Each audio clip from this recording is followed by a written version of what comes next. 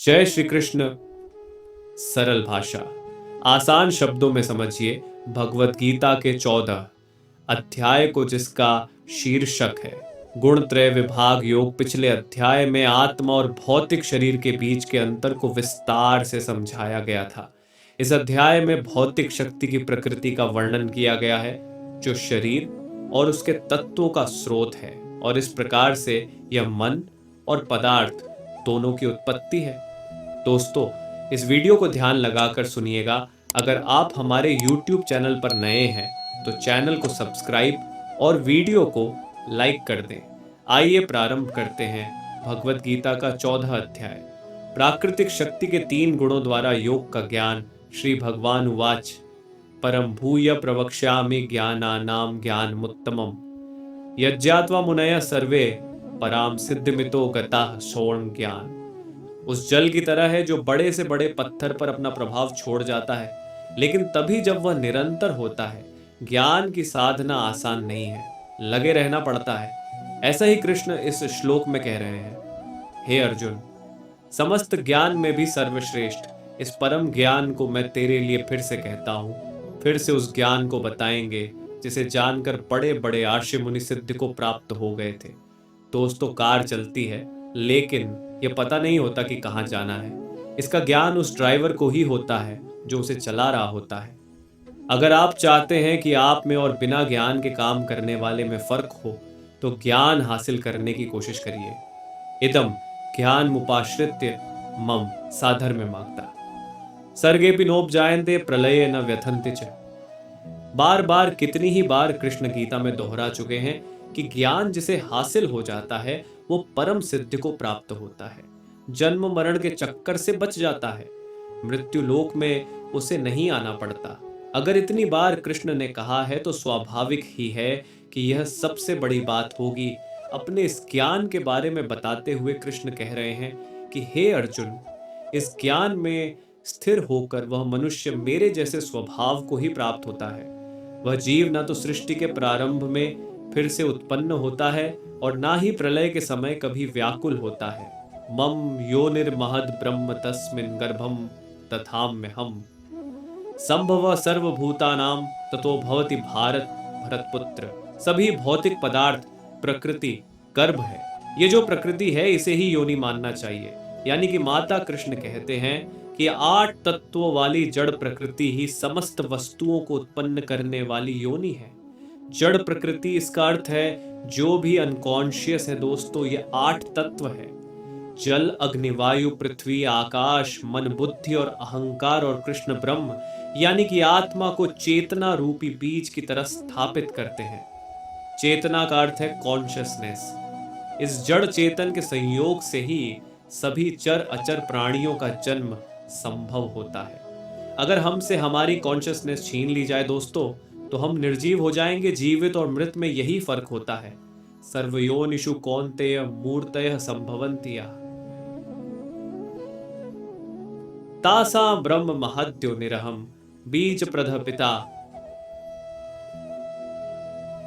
कृष्ण कह रहे हैं कि जो भी प्राणी होता है, चाहे भालू हो या शेर या फिर एक्सटिंक्ट हो चुके डायनासोर हो या हम और आप, जो भी शरीर धारण करने वाले प्राणी हैं, उनको धारण करने वाली जड़ प्रकृति ही माता है। और कृष्ण ब्रह्म यानी कि आत्मा रूपी बीज को स्थापित करने वाला पिता प्राणी का जन्म माता और पिता से ही संभव है। जो काया है, शरीर है, बॉडी है, बिना प्राण के वह जड़ प्रकृति है।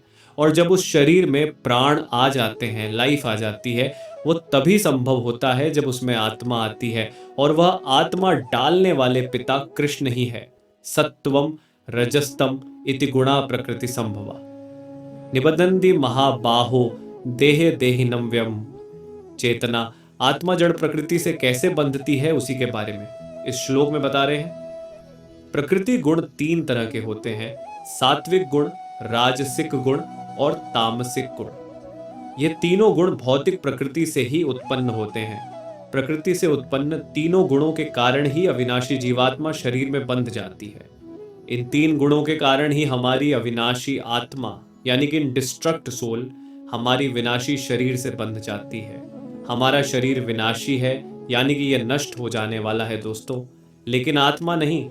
आत्मा और शरीर में यही संबंध है। तत्र सत्वम निर्मलत्वात् प्रकाशकमनामयम्। सुख संगेन बध्नाति ज्ञान सक्रेण चाणक। तीनों गुण एक तरह के बंधन है जिससे हमारी आत्मा शरीर से बंधती है। सतोगुण भी एक तरह का बंधन ही है, लेकिन सतोगुण अन्य गुणों की अपेक्षा अधिक शुद्ध होने के कारण पाप कर्मों से जीव को मुक्त करवाता है। मुक्त करके सतोगुण आत्मा को प्रकाशित करने वाला होता है। आत्मा हमारे अंदर ही है, लेकिन अज्ञान की वजह से हम उसे देख नहीं पाते, उसके बारे में जान नहीं पाते। सतोगुण हमको अज्ञान से दूर कर हमारा साक्षात्कार हमारी ही आत्मा से कराता है। क्योंकि सतोगुण भी बंधन ही है, तो इस गुण से जीव सुख और ज्ञान के अंधकार में बन जाता है। रजो रागात्मकम वित्ति तृष्णा संगस्मुध्वम तन्निबध्नाति कौन्तेय कर्म संगेन देहिनम। जो आपको प्राप्त नहीं, उस वस्तु को प्राप्त करने की कोशिश तृष्णा होती है, और जो प्राप्त हो जाए उसे मोह को आसक्ति कहते हैं। इस श्लोक में कृष्ण रजोगुण के बारे में बता रहे हैं। रजोगुण कामनाओं और लोभ के कारण उत्पन्न होता है। इच्छाओं और लोभ के कारण ही हमारे अंदर रजोगुण आता है। इसी रजोगुण के कारण ही शरीरधारी जीव सकाम कर्मों में बंध जाता है। सकाम कर्म यानी कि कर्म करते हुए फल की अभिलाषा करना। रजोगुण हमें इस फल से बांध कुछ गिनती के लोगों को छोड़ पूरी दुनिया कर्म के फल से बंधी हुई है, और उसकी वजह रजोगुण ही है। तमस्त्व ज्ञानजम विद्य मोहनम सर्वदेहिनाम प्रमादालस्य निद्राभिस्तन निबध्नाति। भारत बौन्नाम तमोगुण को समझाते हुए कृष्ण कहते हैं कि शरीर के प्रति मोह के कारण अज्ञान से जो उत्पन्न होता है उसे तमोगुण कहते हैं। इसी तमोगुण के कारण जीव प्रमाद में आता है, यानी कि पागलपन में बेकार के काम करने की प्रवृत्ति में आता है। तमोगुण से ही आलस्य होता है, यानी कि आज के काम को कल पर टालने की प्रवृत्ति, और निद्रा भी तमोगुण का ही लक्षण है। निद्रा का अर्थ है अचेत अवस्था में ना करने योग्य कार्य करने की प्रवृत्ति। कितनी ही बार कितने ही लोग मशीन की तरह बस काम करते रहते हैं दोस्तों, बिना सोचे समझे किसी पागलपन, लालच या ज्ञान में बस लगे रहते हैं। वह प्रमाद और निद्रा का मिश्रण है, और इसकी वजह होती है सत्वम सुखे संजयति रज कर्मणि भारत। ज्ञानमावृत्य तु तमः प्रमादे संजयत्युत। तीनों सात्विक गुण, राजसिक गुण और तामसिक गुण बंधन है। सतोगुण मनुष्य को सुख में बांधता है, वह प्राणी को शाश्वत सच को ढूंढने के लिए प्रेरित करता है, जबकि रजोगुण मनुष्य को सकाम कर्म में बांधता है। रजोगुण से प्राणी बस काम के फल के बारे में, आगे होने वाले फायदे के बारे में या हो चुके नुकसान के बारे में ही सोचता रहता है, और फिर पहले से भी ज्यादा प्राप्त करने के लिए और कर्म करता है। लेकिन कर्म के लिए कर्म नहीं, बल्कि फल के लिए कर्म करता है, और तम गुण मनुष्य के ज्ञान को ढककर प्रमाद में बांधता है, पागलपन की स्थिति। लेकिन सत, रज और तम होते तो तीनों एक ही स्थान पर हैं, एक ही हृदय में, तो फिर अलग अलग कैसे बढ़ जाते हैं? उसे बताते हुए रजस्तमश्चा विभूय सत्वम भवति भारत। रज सत्वम तमश्चैव तमः सत्वम रजस्तथा वोजार। कृष्ण कहते हैं रजोगुण और तमोगुण के घटने पर सतोगुण बढ़ता है, सतोगुण और रजोगुण के घटने पर तमोगुण बढ़ता है। इसी प्रकार तमोगुण और सतोगुण के घटने पर रजोगुण बढ़ता है। हर गुण बाकी दोनों को दबाकर खुद को बढ़ाने की कोशिश करता है। दोस्तों, जब भी आप कुछ सोच रहे हैं, कुछ काम कर रहे हैं या करने जा रहे हैं, तो सोचने की कोशिश कर सकते हैं कि उस समय आप पर कौन सा गुण प्रभावी हो रहा है। सर्वद्वारेषु देहेस्मिन् प्रकाश उपजायते। ज्ञानम यदा तदा विद्या द्विवृद्धम सत्वमित्युत। किस समय आप पर कौन सा गुण प्रभावी है, उसको जानने का तरीका बताते हुए कृष्ण कहते हैं कि जिस समय इस शरीर के सभी 9 द्वारों में ज्ञान का प्रकाश उत्पन्न होता है, उस समय सतोगुण विशेष बुद्धि को प्राप्त होता है। हमारे शरीर में 9 द्वार हैं, 2 आंखें, 2 कान, 2 नथुने, मुख, गुदा और उपस्थ। इन्हीं 9 द्वारों से हम इस दुनिया के समक्ष होते हैं। ये सारे दरवाजे बाहर की दुनिया की तरफ खुलते हैं। जब इन 9 द्वारों में ज्ञान का प्रकाश आने लगता है, तब यह मान लीजिए कि रजोगुण और तमोगुण को बढ़ाकर सतोगुण बढ़ रहा है। लोभ प्रवृत्तिरारंभ कर्मणाम शमः स्पृहा। रजस्येतानि जायन्ते विवृद्धे भरतर्षभ। आप काम करते हैं, उसके बाद पैसे आते हैं, उस पैसे से आप अपनी इच्छाओं को पूरा करते हैं, उन इच्छाओं की पूर्ति से आपको आनंद आता है, इसलिए आप और काम करना चाहते हैं ताकि और पैसा आ सके। यही रजोगुण की निशानी है दोस्तों, क्योंकि यहां पर आप काम करने के लिए काम नहीं कर रहे, पैसे से मिल रहे आनंद को बढ़ाने के लिए काम करना चाहते हैं। रजोगुण की वजह से लोभ के उत्पन्न होने के कारण फल की इच्छा से, कार्यों को करने की प्रवृत्ति और मन की चंचलता के कारण विषय भोगों को भोगने की अनियंत्रित इच्छा बढ़ने लगती है। अप्रकाशो प्रवृत्तिश्च प्रमादो मोह एव च तमस्येतानि जायन्ते विवृद्धे कुरुनंदन रोह। जब कोई हाथ पर हाथ रख बैठे रहने में ही आनंद पाता है, अपने अज्ञान में खुश रहता है, पागलपन की हालत में आ जाता है, या किसी भी मोह की वजह से अपना काम करना छोड़ देता है, तो इसका अर्थ है उसमें तमोगुण बढ़ रहा है। तमोगुण को अत्यंत अविवेक कहा जाता है। विवेक यानी कि सही गलत के बीच में चुनाव करने की क्षमता।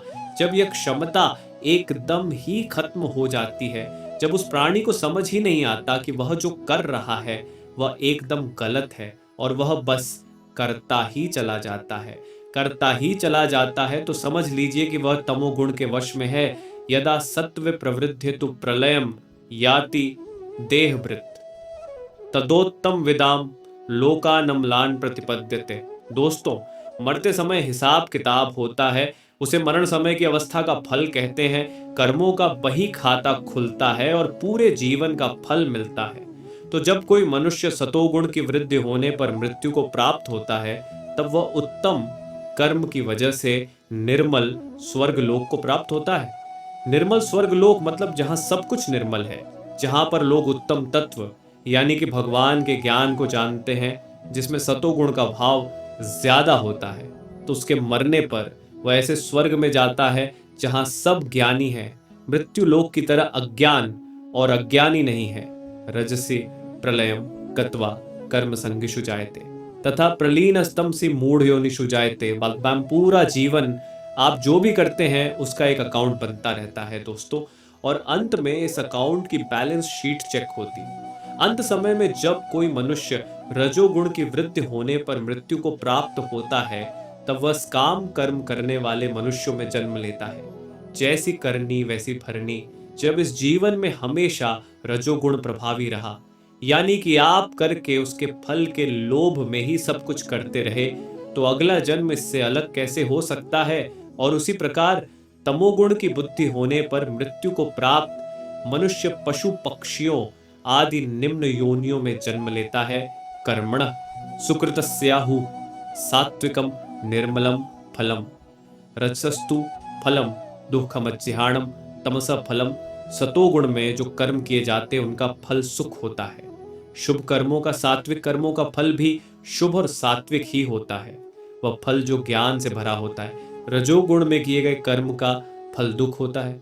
जब लोभ होता है तो आप बेचैनी में बस लगे रहते हैं, उसमें शांति नहीं होती, आपको पता नहीं लगता, लेकिन असल में आप दुख में ही होते हैं। क्योंकि जो सुखी होता है ना, वह तो संतुष्ट होता है दोस्तों, वह शांति में होता है। और तीसरे गुण तमोगुण में किए गए कर्म का फल अज्ञान होता है। जब आपको पता ही नहीं कि आप क्या कर रहे हैं, आलस्य या पागलपन की हालत में है, तो बदले में बस अज्ञान ही तो हासिल होगा। सत्वात् संजायते ज्ञानम रजसो लोभ एव च प्रमाद मोह तमसो भवतो ज्ञानमेव च। याच सतोगुण से वास्तविक ज्ञान उत्पन्न होता है। वास्तविक ज्ञान यानी जो आपको ईश्वर तक ले जाए, जो आपको यह समझाए कि आप में उपस्थित आत्मा उसी परमात्मा का अंश है। यह हमारे अंदर अज्ञान की परत हटने के बाद ही संभव होता है। रजोगुण से निश्चित रूप से लोभ ही उत्पन्न होता है। लोभ कभी ना खत्म होने वाली हालत होती है। आपको लगता है कि बस इतना हो जाए और उसके बाद आप रुक जाएंगे, ना लोभ कभी नहीं रुकने देता दोस्तों। और तमोगुण से निश्चित रूप से प्रमाद मोह अज्ञान ही उत्पन्न होता है। इसलिए तमोगुण तीनों में सबसे बुरी अवस्था होती है। ऊर्ध्वम गच्छन्ति सत्वस्था मध्य तिष्ठन्ति राजसा जघन्य गुण वृत्तिस्था अधो गच्छन्ति तामसा रज। और तीनों गुण हमको किसी ना किसी योनि में भेजते हैं। तीनों गुण बंधन है, तीनों ही बांधते हैं। सतोगुण में स्थित जीव स्वर्ग के उच्च लोकों को जाता है। स्वर्ग के उच्च लोक यानी कि जहां ज्ञान होता है, ज्ञानी होते हैं, जहां दुख नहीं होता। रजोगुण में स्थित जीव मध्य में यानी कि पृथ्वी लोक में ही रह जाते हैं, यानी उनका फिर से जन्म होता है और वो वापस से मनुष्य योनि में आते हैं। और तमोगुण में स्थित जीव पशु आदि नीच योनियों में नरक को जाते हैं। नीच योनि से मतलब जो मनुष्य नहीं यानी कि जानवर है, वह कैसे अपने अज्ञान को दूर कर आत्मा को पहचाने। नान्यम गुणेभ्यः कर्तारम यदा दृष्टानुपश्यति, गुणेभ्यश्च परम वेत्ति मद्भावम सोऽधिगच्छति सावी। अगर सतरज और तम तीनों ही बंधन है और ये हम में प्रकृति के कारण होते ही हैं, तो आपको लगेगा कि इनसे बचना संभव नहीं, किसी न किसी बंधन में बंद। परंतु ऐसा नहीं है दोस्तों। जब कोई मनुष्य प्रकृति के तीनों गुणों के अतिरिक्त अन्य किसी को करता नहीं देखता है और स्वयं को ही दृष्टा रूप से देखता है, तब वह प्रकृति के तीनों गुणों से परे स्थित होकर कृष्ण को परमात्मा जानकर उसके दिव्य स्वभाव को ही प्राप्त होता है। आपको लगता है कि करने वाले आप हैं, यही भूल है। करने वाले ये तीनों गुण हैं। जब आप इस बात को समझकर दृष्टा बन अपने इन गुणों को पहचान कर इन देखने लगते हैं, तब आपको ज्ञान की प्राप्ति होती है। गुणा नेता नतीत्य त्रीन देहिते स्मुद्भवान, जन्म मृत्यु जराधुः खैर विमुक्तो मृतमश्रुते। 17। और इन नाम के तीनों बंधनों से बचना संभव है और संभव ही नहीं। यही तो एकमात्र लक्ष्य भी है। जो इस बात को समझ जाते हैं वह शरीरधारी जीव प्रकृति के इन तीनों गुणों को पार कर जाते हैं। ऐसा होने पर आप बंधन से छूट जाते हैं। जन्म मृत्यु बुढ़ापा तथा सभी प्रकार के कष्टों से मुक्त होकर इसी जीवन में परम आनंद स्वरूप अमृत का भोग करते हैं। परम आनंद वो आनंद की अवस्था है जो कभी खत्म नहीं होती दोस्तों। बाकी हमारे सांसारिक यानी कि वर्ल्डली प्लेजर बहुत ही थोड़े समय के होते हैं। हैरानी की बात है कि हम सब क्षणिक आनंद के पीछे भागते हैं, परम आनंद के पीछे नहीं। अर्जुन उवाच कैर्लिंग स्त्रीन गुणा नेतान तीतो भवति प्रभो, किमाचार कथम चैतान स्त्रीन गुणा नति वर्तते। जब कृष्ण की बातें सुन अर्जुन के मन में प्रश्न आता है और वह पूछता है, हे प्रभु, प्रकृति के तीनों गुणों को पार किया हुआ मनुष्य किन लक्षणों के द्वारा जाना जाता है?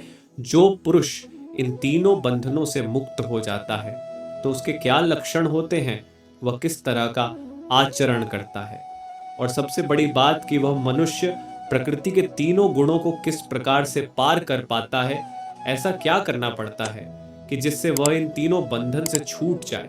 हमारा हर काम सत और तम तीनों में से किसी एक से प्रभावित होता ही है, तो फिर हम इनसे बचे कैसे? श्री भगवान उवाच प्रकाशम च प्रवृत्ति च मोहमेव च पांडव, न द्वेष्टि संप्रवृत्तानि न निवृत्तानि कांक्षति। कृष्ण कहते हैं, जो मनुष्य इन तीनों में से किसी भी गुण से घृणा नहीं करता और समान भाव रखता है, और ना तो उनमें प्रवृत्त ही होता है ना ही उनसे निवृत्त होने की इच्छा ही करता है, वह इन बंधनों से बच जाता है। ईश्वरीय ज्ञान रूपी प्रकाश होता है। सतोगुण कर्म करने में आसक्ति होती है। रजोगुण तथा मोह रूपी अज्ञान को कहते हैं तमोगुण। जो इन तीनों से घृणा ना कर, ना इनसे द्वेष नहीं रखता, ना तो वह इन गुणों में रुचि दिखा इनमें शामिल होने की कोशिश करता है, और ना ही इन गुणों से निवृत्त होने की कोशिश करता है। इन गुणों को पहचान इनके बंधन से छूटना है। उदासीन व दासीनो गुणैर्यो न विचाल्यते, गुणावर्तंत इत्येवं यो व तिष्ठति नेंगते। जब आप उदास होते हैं तो क्या किसी भी वस्तु या बात में रुचि लेते हैं? नहीं। उसी तरह से अगर हमें सतरज और तगुणों से छुटकारा पाना है तो एक उदास व्यक्ति की तरह ही बर्ताव करना है। कृष्ण कहते हैं कि जो उदासीन भाव में स्थित रहकर किसी भी गुण के आने जाने से विचलित नहीं होता है और गुणों को ही कार्य करते हुए जानकर एक ही भाव में स्थिर रहता है, वह इन गुणों से पार हो जाता है। कर्ता आप नहीं, आपके यह गुण है। एक उदासी की तरह आपको इनका दृष्टा यानी कि देखने वाला बनना है। ना इन गुणों में रुचि रखनी है और ना ही इनसे घृणा करनी है। सम दुख सुख स्वस्थ समलोष्टाश्म कांचना तुल्य प्रिया प्रियो धीरस्तुल्य निंदात्म संस्तुति नो समानता। कीट क्या होती है? जब आप सुख और दुख में समान भाव में स्थित रहते हैं, जब आप अपने आत्म भाव में स्थित रहते हैं, आपको बाहर के किसी भाव की आवश्यकता नहीं।